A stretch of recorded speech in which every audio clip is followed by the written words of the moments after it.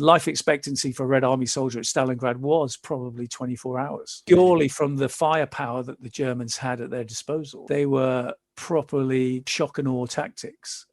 Whereas at the beginning of the battle, the Soviets just didn't have that. And the Germans, for instance, ruled the skies for the first 3.5, 4 months of the battle and could just bomb at will. Only through the tenacity and discipline of the Red Army, plus the brutal discipline imposed by the NKVD.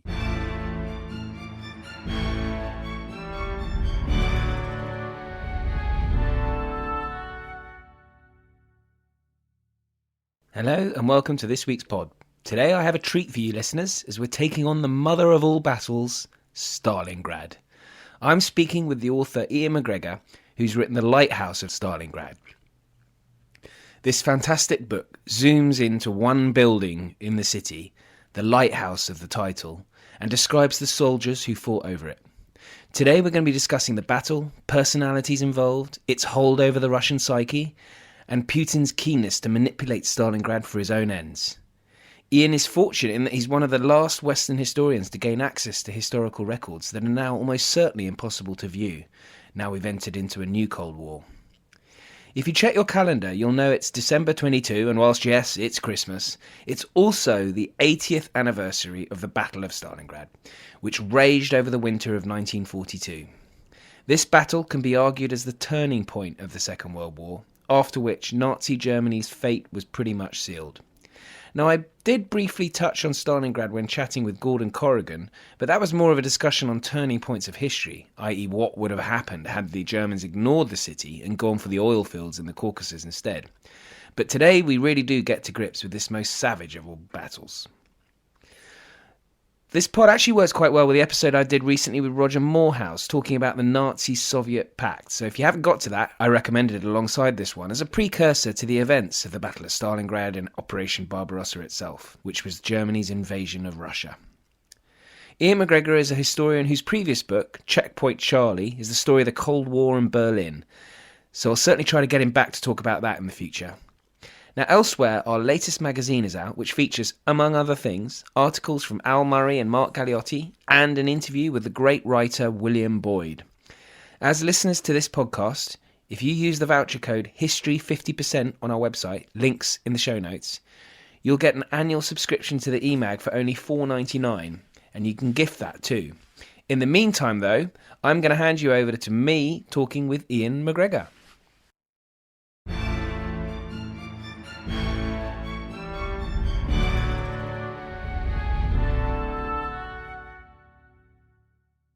Iain MacGregor, welcome to the podcast. Hi, it's fantastic to have you on. We're talking about The Lighthouse of Stalingrad, your latest book. I'm very excited to talk to you. Two reasons, really. One is I read the review that William Boyd wrote in the New Statesman, and it's a glowing review, and I'm William Boyd is a bit of a hero of mine, so anything he likes must be brilliant. So I've been reading it, and it is. So we're going to be talking about that. And the other reason why I wanted to talk to you is that it fits rather nicely into a podcast I did a couple of weeks ago with Roger Morehouse. So the listeners are all primed for you now, because we've been learning about the Nazi-Soviet pact. Yeah, we are up to date now. 1941, the build up to Operation Barbarossa, Hitler and Stalin, best of buddies, and then we get Barbarossa and we're into Stalingrad. So that's why I think this slots in quite nicely, selfishly for the podcast. But obviously for you, we want to talk about this fabulous book, this amazing story, actually. But so I thought we could just kick off by, the invasion of the Soviet Union by Nazi Germany and how we get to Stalingrad to start with. Sure. Well, I mean, thank you for having me on the podcast. Really appreciate it. And yeah, William Boyd's one of my heroes as well. So that was a kind of I'm not worthy, pinch myself moment. Couldn't believe it. And I've actually got it framed. So why not? You don't often get that from William Boyd. So, but anyway, yeah, back to your point. I love Roger's work. First fight amazing book. I've told him that. I think it's fantastic. I would urge everyone to go out and buy it because it is a brilliant, brilliant read and long overdue, covering that subject. It's interesting that, yeah, I mean, as a slight segue, I've had some interesting comments online, obviously from Russia, to do with the book and what I'm saying about the book and things like that, and how, you know, you just what sort of comments? Well, just as in, I'm doing down the performance of the Red Army. I am inventing various tropes or reinventing tropes, reinforcing tropes. Really? Soviet propaganda. Only 3 or 4 comments over the last few months. And then a couple of comments in talks as well. But as I've reinforced the point, and you just picked up on it, before Barbarossa, the Stalin's Russia or Soviet Union and Hitler's Germany were bosom buddies, and the invasion of France, invasion of Poland, and then the invasion of France wouldn't have really been as successful or as dynamic without all the material wealth that the Russians were providing the Germans, right up until the start of Barbarossa on 22nd of June 1941. So, yeah, I mean, that's how I start my book. I've obviously got to tell the reader who might not be aware of the overall background to why Hitler wanted to invade the Soviet Union in the summer of 41. And I try and place it that way. But he was always going to. I mean, that's his whole raison d'etre to lead the party he'd led to electoral victory and then seize the country in a dictatorship and then obviously move it towards hostilities that would result in the Second World War. Yeah, I mean, he wanted to pacify the West. He probably did want to have some kind of treaty with Britain if he couldn't defeat it. Wanted to knock out the French, but ultimately, obviously, his main goal was to take on the enemy as he saw it in terms of racial and political points of view, was the Soviet Union. It was always going to happen. So it just took him to the summer of 41 to actually instigate that. And he did have the backing of his military. So you're talking about the biggest invasion in his history, as everyone knows, or everyone who probably listens to this podcast knows.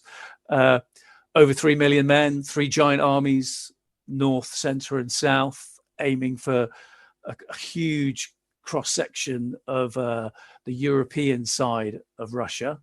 Could have worked. He hoped it would. He thought he would do it. He thought this was the time to, as he said famously, you kick the door in, the whole rotten edifice crumbles. That's what he thought. But he just, it was the exact opposite. The irony of the links that we see today of what's going on in the Ukraine, I mean, it runs parallel completely. And that's the kind of things I've been picking up from questions and the audiences that I've been speaking to.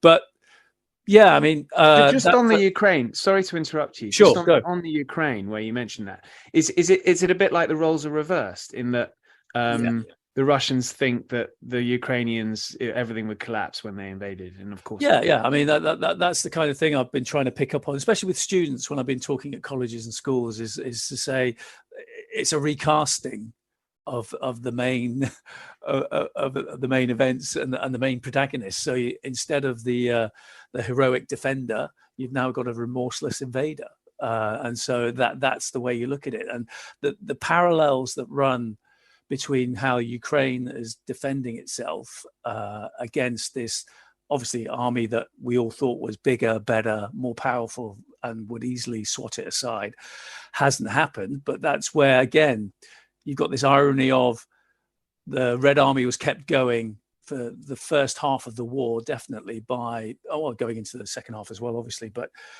by the Lend-Lease program that the Allies agreed to give them in terms of machinery, materiel, etc., etc. And that's exactly what we're doing with the Ukraine. So that's a well-trained, motivated, that's a key thing, motivated army that's led very well, which you could argue that's where we are at Stalingrad too, but they're armed to the teeth by the NATO countries. And so it's bizarre, actually, the similarities that we're seeing in today's conflict compared to Stalingrad in 42, 43. And those questions come up all the time. Every single talk I've done over 25 talks since July up and down the country. And there's always at least 2 to 3 questions after my presentation about that. I think, which is right. It's really interesting. But so in I talk about Barbarossa. I talk about how this summer campaign that should have knocked out the Red Army destroyed the European Red Army, I should say. Over 3 million POWs, over nearly 3 million killed or wounded. Hitler and his commanders obviously thought there can't be any more, or what there isn't as many as we've just taken out off the battlefield. But they're outside the gates of Moscow. They're outside the gates of Leningrad to the north. They're going into the Caucasus already in southern Russia. And that's when obviously the rainy season comes, turns everything to quagmire. They completely hadn't planned on logistically how they're going to maneuver through the country. They weren't as motorized as everyone thinks. It's a horse-drawn led army in the main, even though they've got over 3,000 tanks. But you can't cover that amount of territory, which we would see the following year when they're going down to Stalingrad and down into the Caucasus. You can't cover that amount of terrain where the roads are in a terrible state. The railway systems are very basic to supply your armies. You just can't do it without the weather taking control at one point or the other. And that's where Hitler's armies were hit by what would become famously the Russian winter in the first season of campaigning, where Barbarossa would grind to a halt. More Axis German troops mainly fell out of the line through frostbite than being wounded in fighting. But again, what the parallels that I talk about in my book are the tenacity and the discipline that Hitler tried to impose upon his frontline commanders by saying, we don't retreat.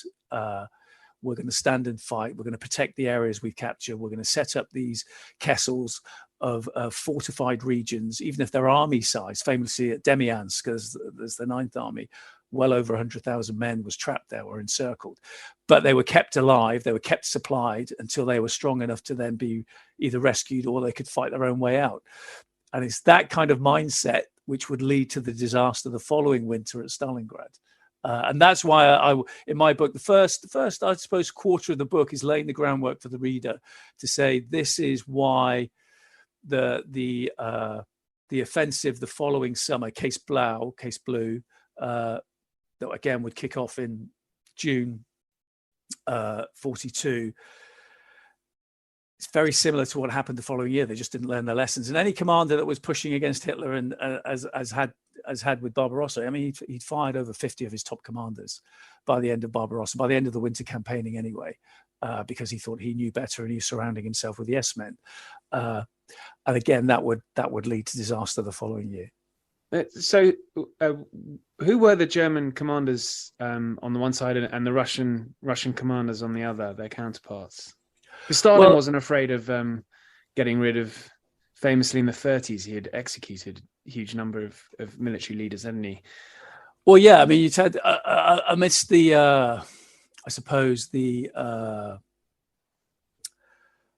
purges in the 1930s, which had killed hundreds of thousands of Soviet citizens, he was then turning definitely, I suppose, by the beginning of the Second World War, when Russia wasn't involved in it, it was just obviously a Western, you got Poland, then France.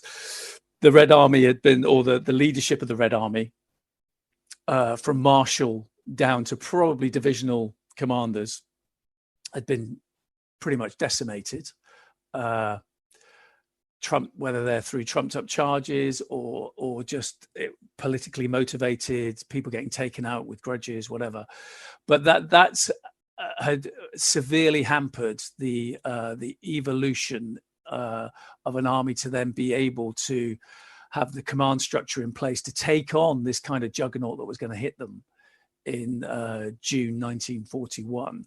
I mean, they had like I said, I mean, they had nearly 5 to 6 million men in the field. They had huge tank armies. They had a very good air force. But underlying that was the fact that Stalin just wouldn't believe that the Germans were going to attack him. He didn't want to believe it. He refused to believe any kind of intelligence that was put in front of him. He didn't believe any kind of allied intelligence that was coming his way. He just thought that was a plot for him to turn against Hitler. He still was clinging to the Molotov-Ribbentrop Pact, still sending the supplies west to the Germans. And so even though he's got these troops massing on his borders, he's swallowed the line from Hitler that, oh, they're just on maneuvers, they're just refitting because they've been fighting in the West. And some of these units we're trying to train up for Operation Sea Lion, where we're going to invade the UK. And again, he fooled himself into believing that. So obviously the attack caught the Soviet forces on the hop. Yeah, and he's fired, as is the Soviet way. Hitler would retire them, and Stalin would shoot them. That's the difference. And we could say, well, there's the leadership for you. Hitler's not getting rid of them. But the thing is, by the time of Stalingrad and the failures, the massive failures the Red Army was suffering against the Germans, mainly led by Stalin's obstinacy, at least he was starting to learn. And so he was actually thinking, I'm not the leader I'm not the military frontline commander I think I am. And some of the cronies I put in charge of these armies, like Timoshenko, who led the great spring offensive in 42, just before Case Blau began, which caught the Germans slightly by surprise, and delayed Case Blue beginning because they had to take care of this localized offensive by the Russians. It was those kind of things. Even when they had reinforcements coming through, they had more material coming online in terms of tanks, artillery, etc. They were being wasted through grandiose plans from Stalin and implemented by, in the main, cronies who just weren't effective frontline commanders because a lot of the previous guys have been taken out. It's only through those mistakes that he starts bringing men in and believing in people like, obviously at the top of the ladder, Zhukov, Rokossovsky, but then in a localized way, people like, as we'll talk about, Vasily Churkov, who would be the commander of the 62nd Army, who would defend the center of Stalingrad, and to the south of Stalingrad, Shumilov, who was the 64th Army. And these were very effective leaders. And what I found when I was researching them, what I talk about in the book, is they're from army front commanders down to army and divisional commanders. All of them, in the main, by 42, are very experienced, seasoned guys. They survived the purges. Churkov, for instance, he'd been leading a regiment of cavalry in the Russian Civil War and survived the purges. Had luckily been in China when Barbarossa happened. He was a military advisor there. And so he was one of those, by chance, really effective frontline commanders that managed to escape the disaster of Barbarossa, wasn't punished because he wasn't there, but then would come into effect and prove brilliantly able in 42, 43. You mentioned Rokossovsky.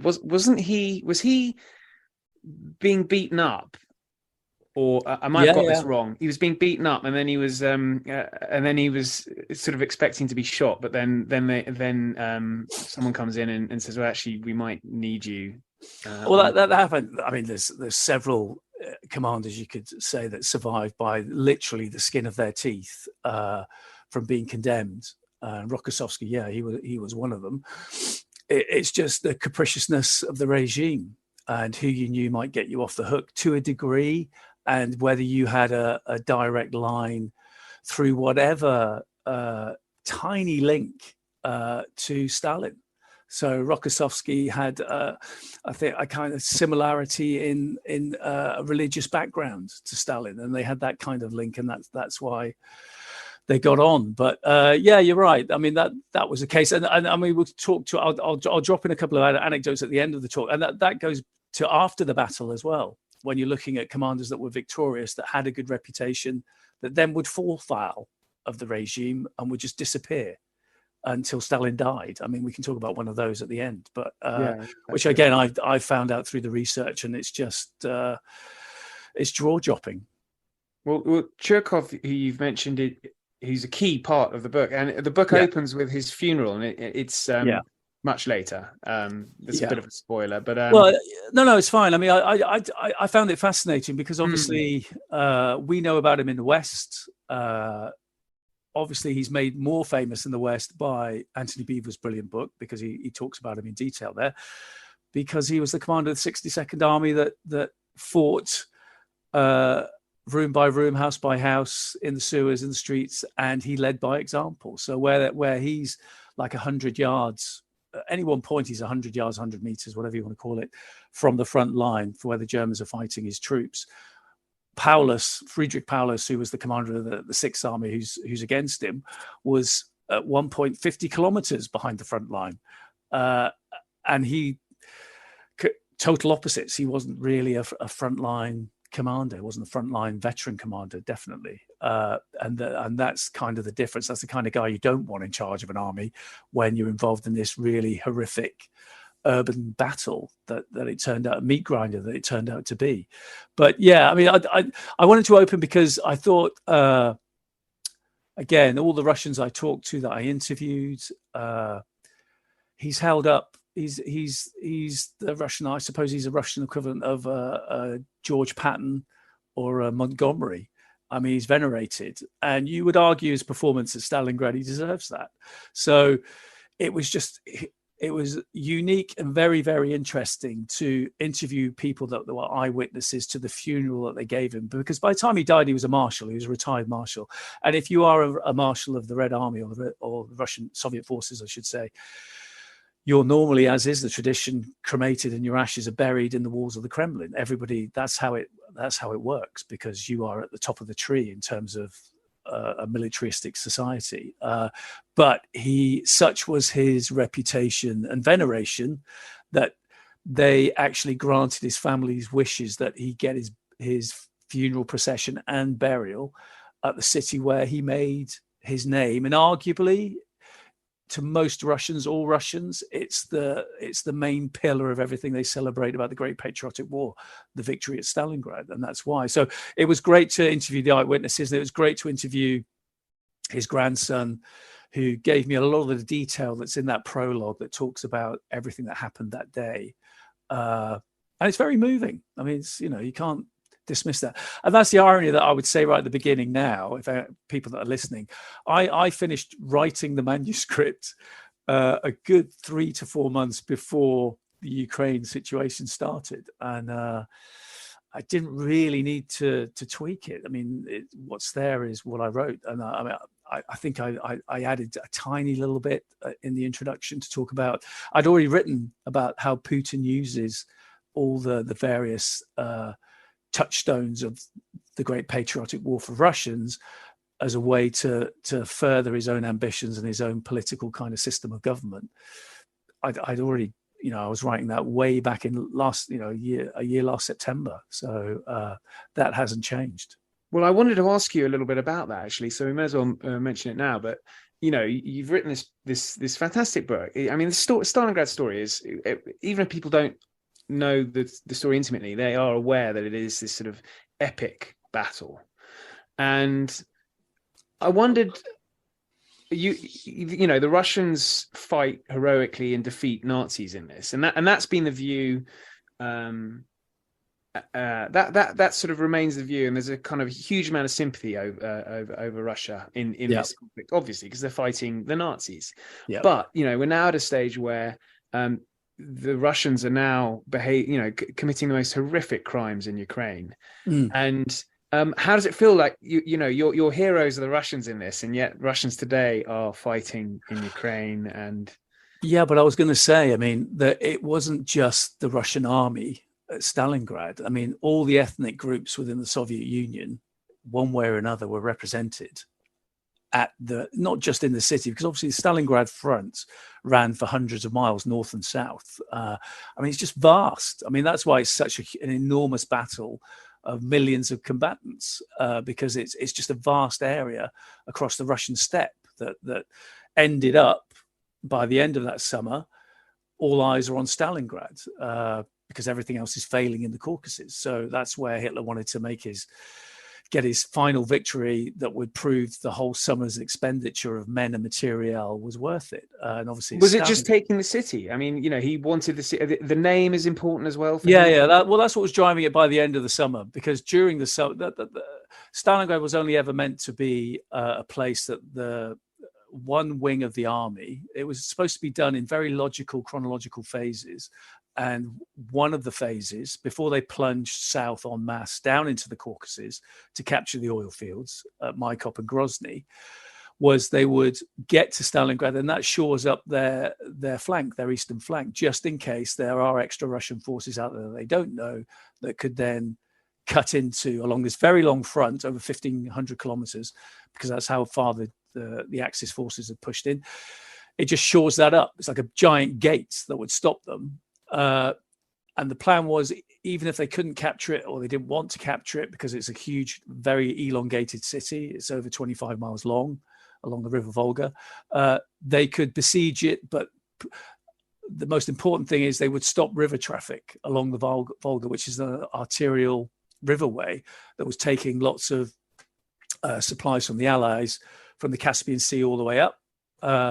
But also supplying oil and everything else. But so they would stop that, and that was just one of the phases. But as everything unraveled during the summer, because logistically it's a nightmare, as we just said, it was mirroring what had happened at Barbarossa. You just can't conquer these vast swathes of land and have an overextended army on very bad roads, knowing the Russian winter's going to hit sooner or later.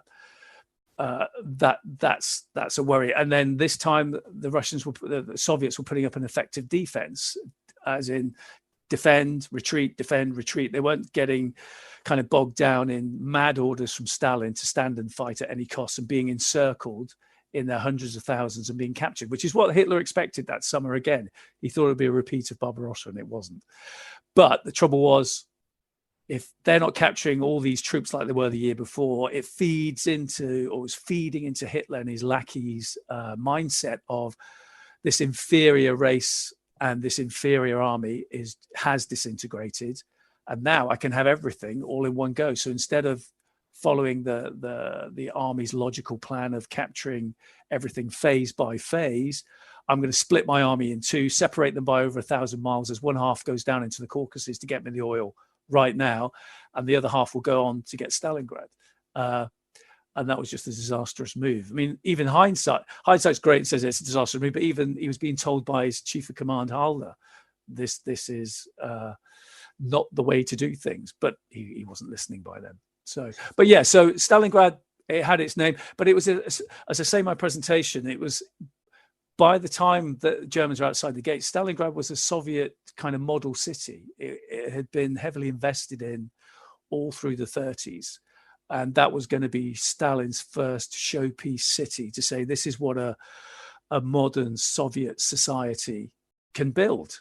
And it's got these amazing factories that are churning out all this material and machines for agriculture and the economy. We're going to export lots of it. We're going to export the grain that we're reaping in from the Ukraine as well. And I can build this amazing modern city that's got brilliant apartment blocks that you'd find in the West, hot and cold running water, gas mains, electric mains, all plumbed in. It's got department stores, theatres, boulevards, parks. What an amazing paradise to live in. That's what it looked like when the Germans arrived. And that's why, and obviously it'd been called Stalingrad, so he wasn't going to let it go that easy. But as I say in the book, there was a great feeling that, because you've got to remember, Stalingrad was a great victory for the Soviets, but up until then, they hadn't had any great victories. They'd had heroic defenses, huge defeats. Like I said, over 6 million men lost in the first year alone. They'd had a disaster that spring. So in their mindset, their psychology was, yes, we're fighting to the end, but are we ever going to win? But we're speaking 80 years. Yeah. I mean, it would have, to the day. It was happening over a 4-month period of winter. So these factories prove to be the real problem for for both sides, really. I mean, they just churn up bodies, don't they? The factories are exploded and they become, defensive, easily defended positions. Well, yeah, I mean, the whole city wars. Germans got their Sixth Army got their first shocking kind of realization of, wow, this is going to be harder than we thought, when they were coming up from the south and going through the south of the city, because basically the city's in very recognizable 3 parts. So in the south was the old city, which had been called Tsaritsyn up until about 1924 when they changed it to Stalingrad. And that was the original part. And that had always been as almost like a Midwest American kind of town. It's cobbled streets or mud streets that were rock hard in the summer and just quagmires in the wintertime. 2 to 3 stories maximum wooden made buildings. And that's where a lot of the agricultural workforce, before they built the factories, were living. But then obviously once Stalin's 5-year plans and Gosplan had been kicking in, a lot of foreign money was being invested in the Soviet Union. So the factories you're talking about, these were to the north of the city. They were huge. And there was 3 main factory sites. There was a chemical works, steel works, obviously, and there was an armament works too. A lot of that had been built with American, French, and British money, because this was economically, it was a great investment. There was a big plan which Stalin's regime was overseeing that was going to make this a success. It had to work because it was the first attempt to make it work on the western side of Russia. So by the time the Germans get there, they're looking at the old half of the city, that part of the city. In the center, as I said, there's this new dynamic, modern city center. And then you've got the factory district. The bombings that they gave, the terror bombings that started on the 23rd of August and carried on for the next 2 weeks, reduced the city to rubble, which a lot of listeners will know, turned it into a perfect kind of killing ground for urban combat. But that gets to your point. So first sign of trouble is where they're trying to take the massive grain factory that was in the old part of the city, which you can go to. Well, you won't be going there now, but you could have. I visited it, and it's a massive shrine on the outskirts of the grain elevator, which is now up and running as the factory district back is now. That's where they lost a lot of men just trying to take the grain elevator from one company of Red Army soldiers who put up an amazing fight. And it took almost a whole German division to subdue them in various ways, with a huge expenditure of shells. I mean, the Germans dropped about 2.9 million shells, artillery and the Luftwaffe, over the course of the battle. 2.9 million shells. But then the center of the town, that's where you get this bitter, famous hand-to-hand fighting for the sewers, for buildings, room by room, floor by floor, again, which is what I talk about in my book. And what you're talking about, again, is these huge, colossal battles for these massive, I mean, they are, you just have to see them to believe how big they are, these massive-sized factories and steelworks, where, again, it's easy to ambush people. It's easy to put up a defense with a small force to take on a bigger force, much larger force, which can negate their artillery and air power. As long as you can have some men with machine guns and grenades to put up a fight, you can hold on as long as possible if you can keep supplying them across the Volga. And again, that was one of the big heroic things about the battle is it's just this incredible tenacity of the Soviets to keep the supply line going across the Volga, despite being bombed to bits in daylight every hour of the day.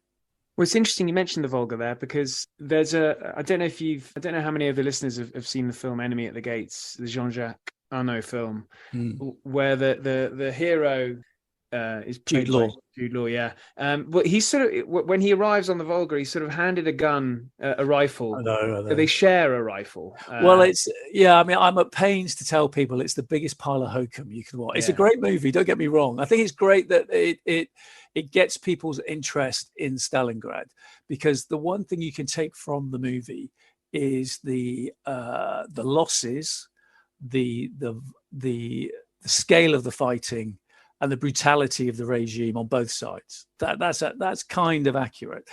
But the irony, my book focuses on 2 units fighting for the center of the city, because that's what I want to do. I want to tell a very personal story and drill down and not talk about grand armies, strategic battles, that kind of thing, because the world doesn't need another book like that. I wanted to tell the human story. So it's about the 71st Infantry Division, which was one of the elite infantry divisions of the German army that was in the vanguard of the invasion, but the 13th Guards Rifle Division on the Red Army side, which again is hugely famous.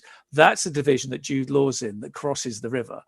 And again, it makes me smile when I think about it, because it just didn't happen the way obviously the film's portraying, as in they get handed what they arrive by train, they're just herded onto boats. Here's one rifle between three, and maybe if you're lucky you get 5 rounds of ammunition. Off you go, and by the way, if you try and run back, we're going to shoot you. That didn't happen. Because they're actually quite well armed, weren't they? I was reading in your book. They were, yeah. I mean, again, what I'm sure we'll talk about it, but all the narrative in my book is supported by dozens and dozens of first-hand testimonies, whether they're diaries, whether they're letters, reports, battle logs. To some degree, you have to be careful when you're reading the Soviet battle logs, definitely. But it's based on all these testimonies that I've researched, and these were donated to the museum in Volgograd from late 50s all the way through to about the mid 70s. And I've pieced together the story from officers and ordinary guardsmen in the 13th Guards about what happened in their fight, because they're a metaphor for the Red Army itself at Stalingrad. So even though in the Soviet Union today, and especially Russia, 13th Guards Rifle Division are rightly seen as, they're way up, they're elevated to almost mythical status. Is there an equivalent in like the US or the British Army? Well, I'd say probably 13th Guards. If you're in America, and I'm saying this only because I published the book, I published Ambrose's books on Band of Brothers. I would say that it's like the 101 or the 82nd Airborne, right? It's that kind of scale of, because they were. I mean, the 13th Guards were originally a paratroop formation, and they were just turned into infantry because obviously they were going to be in an infantry battle from Barbarossa onwards. They didn't have a need for paratroopers then, and they had that kind of mindset. But they arrived on echelon. But get back to my point, they're a metaphor. They were roughly around 10,000 strong. They were the ones that crossed the river in the first few weeks of September to meet this German juggernaut that was taking the city.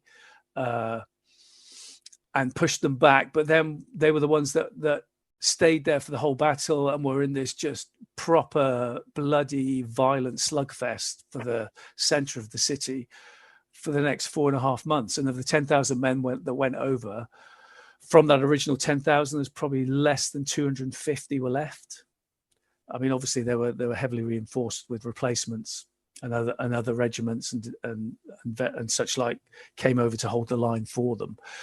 But that's a metaphor for every division that went over there. It was a meat grinder. I mean, life expectancy for a Red Army soldier at Stalingrad was probably 24 hours.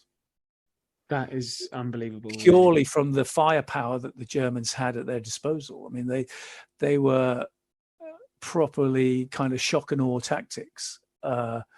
Whereas at the beginning of the battle, the Soviets just didn't have that. And the Germans, for instance, ruled the skies for the first 3.5-4 months of the battle and could just bomb at will. And like I said, it's only through the tenacity and discipline of the Red Army, plus, which is where Enemy at the Gates is maybe a little bit accurate, and the brutal discipline imposed by the NKVD.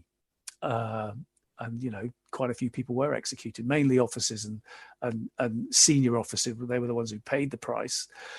But that's what I try and tell in the story anyway. But they were heroic, and they were armed to the teeth, and they were very, very well supplied. And Radimtsev says in very letters that, again, he wrote to the museum director in Volgograd during the 60s. He'd actually said to his commanding officer, who was 2 down from Churkov, saying, "Can't take my men over here if we don't have anything to fight with. We've been on the march for the last 3 or 4 days to get here first, because these divisions were coming down in echelon to then be sent over the Volga into the city. And he was one of the first. And he said, well, we're not effective if we haven't got anything to fight with." And so they really did make a huge effort to scrounge and find as much arms as possible to provide them. And Churkov's waiting on the other side for them. He's on the front line. He's getting the hell bombed out of him, and he hasn't got many troops to hold the line. He does need to get them over, but he needs to get them over if they're going to be effective. And to be effective, you need armaments. So this thing about 1 in 3 had arms is just not true.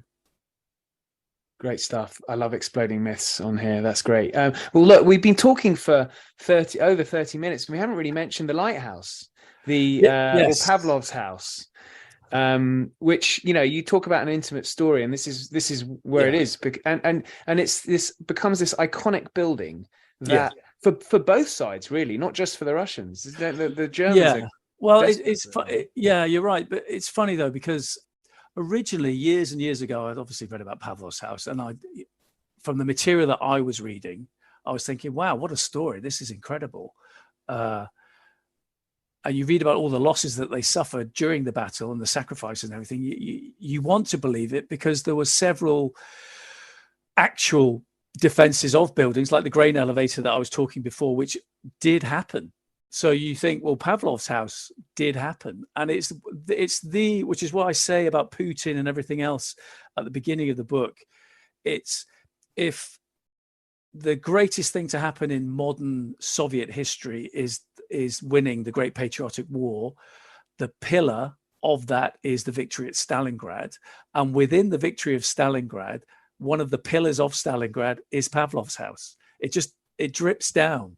And it's too big to fail almost. And that's what I found out with my research, because I thought I can't just write about this without thoroughly checking the facts. And I was lucky enough to, again, this is over the course of 2.5 years, nearly 3 years. I made very good friends with one of the directors of the Volgograd Museum, which sits on the banks of the Volga. And it's been around since the late 50s.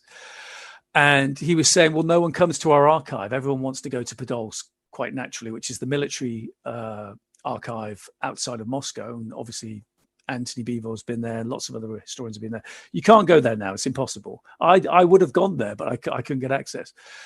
So I Sergei's this guy's name, and he said, well, we'd love to have you down. And by the time I was about to go down, lockdown happened and the pandemic happened. But he still said, well, we'll get you a specialist travel visa that will get you into the country, and then you can just come down and stay here for 7 to 10 days and just have as much access of the archives as you want. And to cut a long story short, that's what happened. But talking about the lighthouse, that's the code. Sorry, just before we get on to the lighthouse, I'm just interested in that quickly, because if you can't get to the archives in the Kremlin or in Moscow. Yeah. For obvious reasons. Yeah. Officialdom doesn't want you there. No. But Volgograd, you can get there. It's a sort of a back door in, isn't it? Yes. Probably not anymore, but because it's over 1,000 miles south of They Moscow. didn't get the memo. Yeah. Well, maybe, but you could probably argue that, but this is before what's happened has happened. Of course, yeah. No, I was just interested. It seems the way the country's been locked down, not just in all sorts of ways, censorship, expression of dissent, all that's been obviously trampled upon. But when I was there, none of that had happened. So it's I freely moved around Moscow when I was there, and just got on a plane like you would if you were living in the UK. Got on a plane, flew down to Volgograd, got put up in a hotel, which was nearby the archive. And then I just went into the archive for a whole week. And I'd given them a list of the 13th Guards officers, and ideally some men that were related to Pavlov's house that I wanted to. I said, have they given you any testimonies? Because they've got tens of thousands of testimonies at this archive, because they had a campaign in the 50s and 60s, and going into the 70s, like I said, almost a national campaign of, did you fight at Stalingrad? If you did, we would love to have your personal testimonies of the unit you fought with, what you did, etc., etc. So there's this huge mass treasure trove, you could call it, of testimonies and personal records. Some of the commander of the 13th Guards Rifle Division, Alexander Radimtsev, all his personal papers are there, which was incredible to look at. No one had looked at them since he donated them, I think, in 1965. And it was brand new. The folder I opened didn't look like it had ever been touched. So that was amazing. And so I had the list. And so by the time I got there, they'd spent about 2 months researching everything, the names I'd given them. And I probably had about 800 to 900 files to look through in all the days I was there. And we only got through just over 400 of them.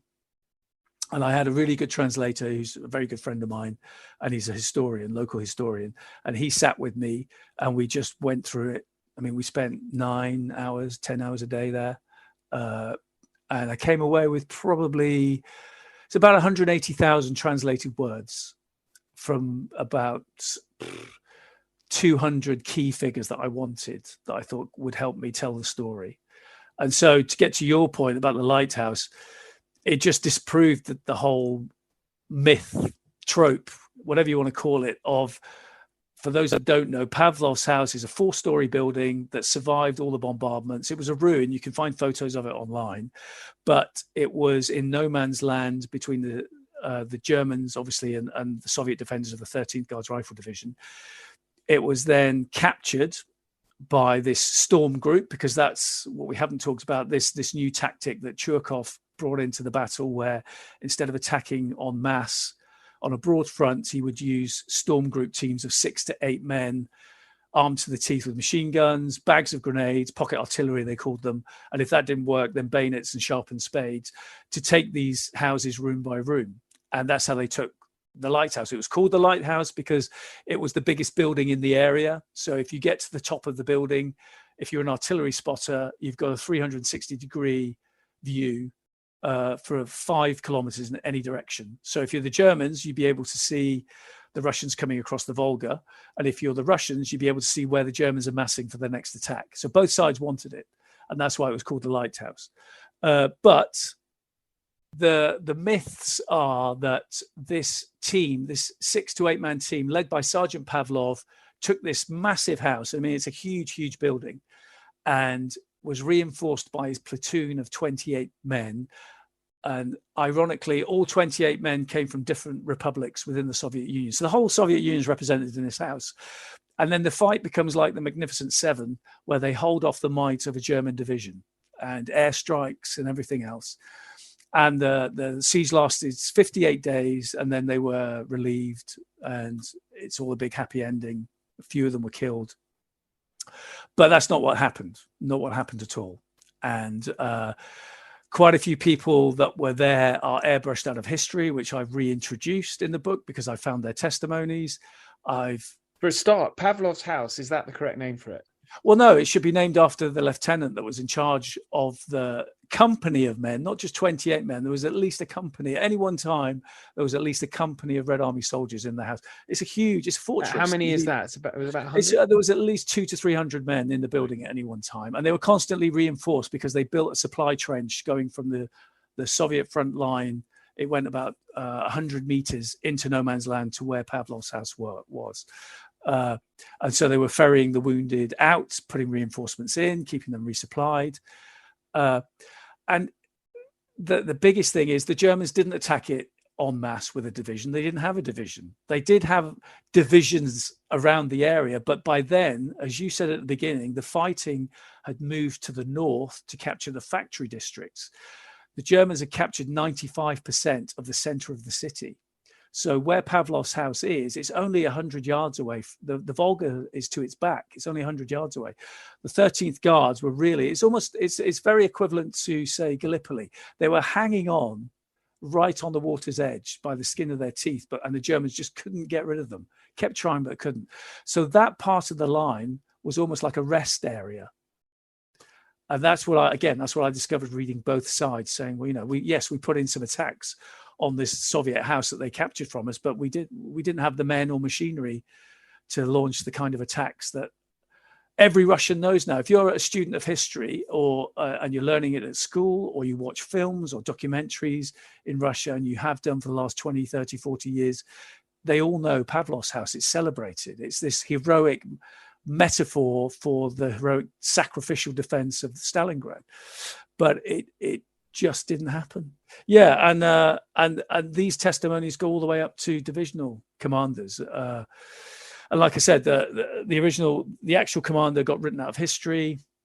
And I think it was the third day I was there, I was taken out for dinner by a group of local historians. I'd never met them before, but they just wanted to have a chat with me because they were so pleased a Western historian had come to Volgograd to look at the archives. And they said, we've actually been running a campaign for the last couple of years to get the name of the house changed, because it shouldn't be Pavlov. It should be Afanasayev, Lieutenant Afanasayev.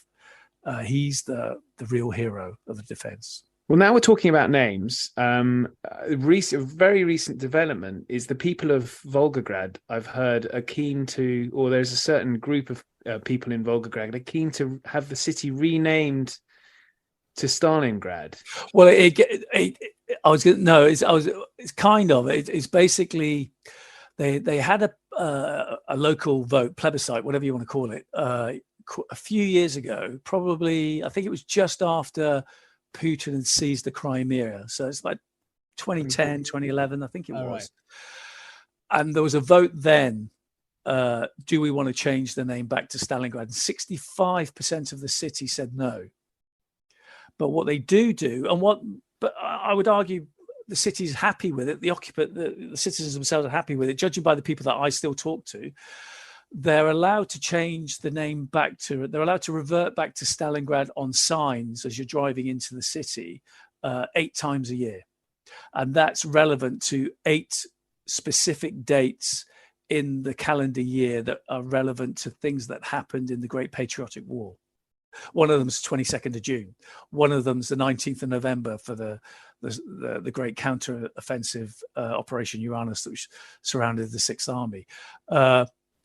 I would imagine, I would not be surprised if there's a move, if Putin manages to stay in power and he manages to actually they manage to extricate themselves from Ukraine and save some face. I would imagine Stalingrad might come up again. They might change the name back. It's just a weird thing. Again, if you go online, you'll see it yourself. It's way before Ukraine. For years, Putin has made a beeline for Volgograd on all the specific dates that relate to the battle, to be there as the president. All the flags are waving. The Mamayev Kurgan, the big commemoration complex that's built on the famous hill. Yeah, the Motherland Calls. It's taller than the Statue of Liberty. And that is an amazing backdrop for a political speech or anything else he wants to say. I mean, obviously, he doesn't do it now because they've all passed away, but that's where he would meet all the veterans. It's that kind of thing. It means to the Russian psyche, it's huge, Stalingrad. I mean, you could quite rightly, it should be. It's an incredible feat of arms, and it's an incredible sacrifice, which we can only look at because obviously we never went through that kind of thing. And the Ukrainian angle again is bitterly ironic, but it's there and he can't deny it. I mean, Ukrainian forces or Ukrainian ethnic nationals fought at Stalingrad and fought obviously for the Red Army throughout the Great Patriotic War. A lot of them were nationalists that fought on the German side. Maybe that's where you've got this fascist kind of insult that they keep throwing at Zelensky's government. But I think it's something like 5 million Ukrainians fought in the Red Army during the Second World War, and they suffered 1.9 million casualties, which is more than the USA, Britain, and France put together. I mean, that's just the Ukrainians. And then you've got all the other ethnic groups, Siberians, Chechens, Tatars, Tajiks. They were all represented there because it's such a huge battle. Well, the numbers are extraordinary. I know we're running out of time, but I wanted to ask you, because it's called the Great Patriotic War.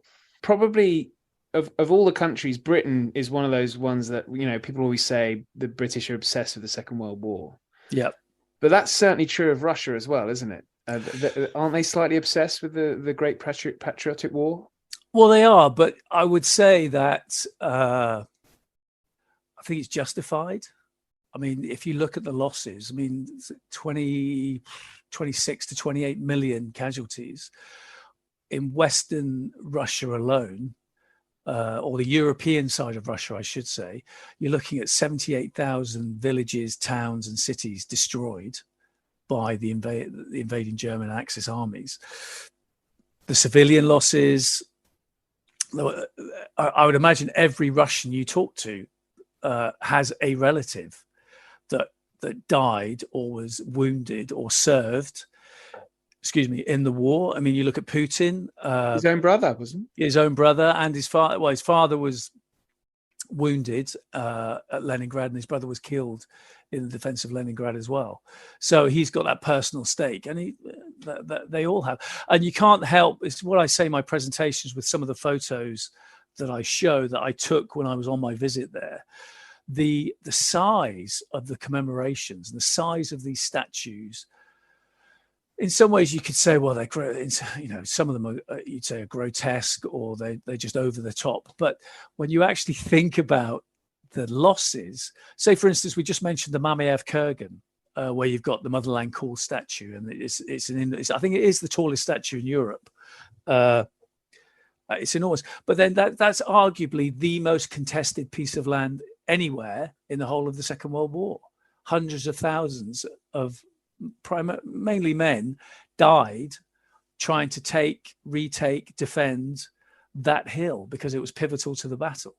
And again, it's a thing I show in my presentation, where you're always told, well, the grass didn't grow back on this hill for 5 years after the battle because it's so contaminated with armaments. They did their best to clean it up.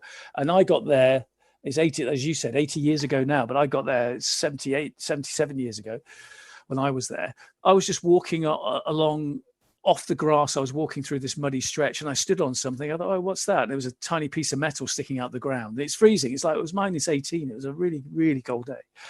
And I thought, oh, I'll pick it up. That's a souvenir. And I couldn't pick it up. And so, cut a long story short, after half an hour of digging with my bare hands on my knees, I pulled out the whole tail fin of a Soviet heavy mortar shell. Literally, proper, both hands. Huge, weighed about 2 to 3 kilos. And that's just me, nearly 80 years after the battle. I'm just going for a walk in the park after I'd seen the Mamayev Kurgan, and I donated it to the city, saying, "Do you want this?" Because obviously I can't take it back through customs. So, but that just dawns on you, just the kind of shocking loss. I'll imagine the French we can see it because of the losses that we suffered in the Somme, I would imagine, and the French certainly because of what they suffered at Verdun. And again, that's definitely it's definitely reflected in the French, because there's over 150 boulevards, squares, train stations, subways named Stalingrad in France alone, still today. And so there's definitely, people can see the connections there in terms of just the sacrifice. It certainly makes you think. That's a very good way to end it, Iain. So thanks so much for coming on. It's the Lighthouse of Stalingrad. I also, it'd be great to get you on in the future, because you've also written some other books, in particular Checkpoint Charlie and the Cold War. It'd be great to... I was going to say, Central and East European history is just, I suppose it is my thing, and I've always been obsessed with East and West Germany and the situation during the Cold War. So, that book is very close to my heart, because that was like 4 years' work, and I interviewed nearly 80 people on all different nationalities and both sides of the Berlin Wall as well. Great stuff. Well, thanks so much for coming on, and speak to you soon. Thank you, and Merry Christmas, everyone. Coming up on Tuesday, I've got a bonus episode on top 10 historical movies, where my top 10 will face off against the top 10 of film director Tim Hewitt. Do join me then. We have a few controversial choices. More podcasts coming on the way, including top 10 historical Christmases. I've got Peter Hughes on writing history today, Joanna Hickson on Henry VII and Henry VIII, and a special on the trial and execution of Charles I, plus much, much more. So please do join me and subscribe. In the meantime, thank you and good night.